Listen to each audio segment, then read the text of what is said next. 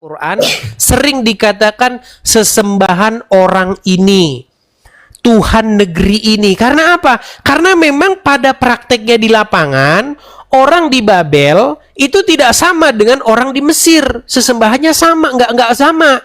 Di Mesir orang menyembah Amun-Ra, menyembah Ra, itu dewa matahari. Kemudian orang-orang di Mekah itu bukan menyembah dewa matahari, mereka menyembah bulan. Iya, betul. Sin itu. Makanya Tuhan negeri Arab, Tuhan negeri Mesir itu nggak sama. Makanya di dalam Alkitab dikatakan sesungguhnya Allah bangsa-bangsa lain adalah berhala belaka dan buatan tangan manusia. Begitu. Karena apa? Karena Tuhannya itu bersumber dari ide. Bukan Tuhan yang menciptakan manusia, tetapi manusia yang menciptakan Tuhan. Karena mereka punya konsep tentang Tuhan. Nah, sedangkan di dalam Alkitab, Tuhannya itu bukan konsep, tetapi Tuhannya itu menyatakan diri. Dia menyatakan keberadaannya tersebut dengan perantaraan mujizat. Contoh, misalnya ketika orang Israel keluar dari tanah Mesir, bagaimana Tuhan dengan mujizatnya membelah laut Teberau. Makanya Tuhannya bukan berasal dari ide. Beda dengan Tuhan negeri-negeri lain. Tuhannya berasal dari ide, nongkrong di bawah pohon pisang, lalu marang Tuhan. Gitu. Bang, maaf memotong Bang ya, Bang Edis ya. Jadi memang setiap kaum itu kan istilahnya mereka menyembah ilah-ilah ya. Kemudian makanya dianggapnya menyembah berhala itu. Makanya diturunkanlah Rasul. Jadi Rasul itu adalah untuk meluruskan. Makanya seperti munculnya Nabi Musa, Moses itu yang kemudian dikasih mujizat membelah lautan itu, karena kan seperti itu. Kemudian turun juga Yesus juga untuk umat daerah situ Nazaret itu. Kemudian sekarang masalahnya begini. Nabi Muhammad. Anda mengatakan Muhammad itu seorang rasul, seorang utusan. Baik.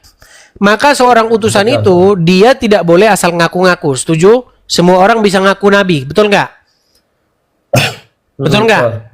Nah, supaya tidak semua orang asal-asal ngaku nabi, maka seorang nabi itu dilengkapi dengan yang namanya tanda, sign, atau sebuah materai bahwa dia itu nabi. Nah, materai bahwa dia itu seorang nabi, dia bermujizat atau bernubuat. Dia melakukan perbuatan ajaib, membuat tanda ajaib, atau dia menubuatkan sesuatu, mengatakan sesuatu dan perkataan itu terjadi. Itu ciri-ciri nabi. Nah, ketika saya membaca sejarah agama Islam, Muhammad tidak lolos menjadi seorang nabi. Kenapa? Karena dia tidak bermujizat dan juga tidak bernubuat. Pertanyaan saya, apakah Muhammad melakukan mujizat? Dia punya mujizat nggak? Bahkan kalau boleh dibilang salah satu mukjizat Nabi Muhammad itu sampai sekarang masih ada Bang, yaitu Al-Quran itu salah satu mukjizat. Berat itu. Al-Quran itu adalah mukjizat. Gini. Apakah? Gitu. Jadi Gini Bang. Muhammad melakukan perbuatan ajaib nggak? Dia melakukan tanda ajaib nggak? Contoh, membangkitkan orang mati, kemudian menyembuhkan orang lumpuh, mencelikkan mata orang buta. Dia melakukan itu nggak sebagai tanda mujizat? Pernah. Itu salah satunya adalah Isra dan Mi'raj. Itu salah satu keajaiban. Kemudian membelah bulan. Satu-satu Bang. Satu-satu. Itu salah satu keajaiban. Baik. Mujizat juga. Satu-satu ya Bang ya. Isra dan Mi'raj. Mujizat. Sama seperti misalnya. Bang, kalau ngomong jangan boros-boros loh Bang. Abang denger nggak? Dia denger nggak suara kita teman-teman? Dia ngomong Bang, silakan. Anda mengatakan tadi Muhammad melakukan mujizat. Mujizatnya itu adalah Isra wa Mi'raj. Gini Bang. Apa sih tujuan mujizat? Tujuan mujizat adalah untuk membuktikan kepada orang banyak bahwasanya ada tanda ajaib yang dilakukan orang tersebut sehingga orang tersebut mendapatkan sebuah legitimasi perkataannya itu adalah benar. Setuju? Setuju? Iya betul. Waktu Muhammad Isra Mi'raj, katanya dia naik nular bang sampai sini bang.